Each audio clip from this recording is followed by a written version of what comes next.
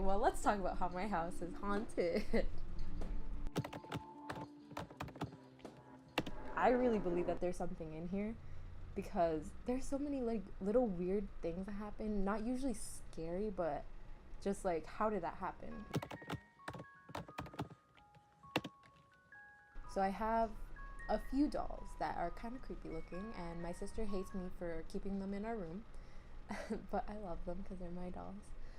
So I have one standing on top of this like really big nightstand that I have, and so she's just sitting there along with some other little things like little knickknacks and stuff.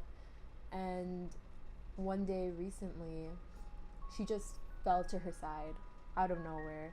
We picked her up. We were terrified, and then later on that night, it was really scary because me and my sister, like, our lights were off. We were like ready to go to bed, but we weren't asleep. And I just heard something fall, and I was like, did you hear that? And she was like, yeah, what was it? And I'm like, I think you know what it was.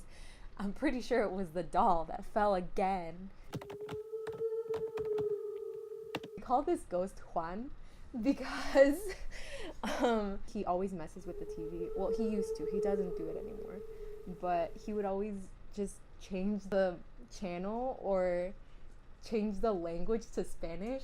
And it was really funny to us. So we called him like Juan because it was like stereotypical or whatever. But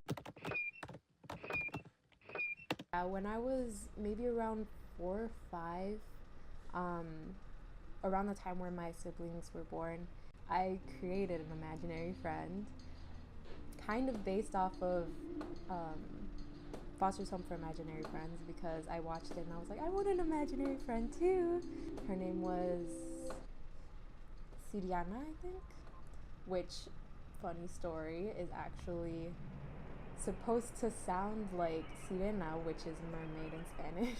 But my dad always tells me how I would always play with Siriana and he would be completely freaked out by that, especially since when I was little, I would also say that I saw cacalacas, skeletons, and like skulls in my room at night in the dark. I would always be like, oh my god, I saw them. And my parents would be like, no.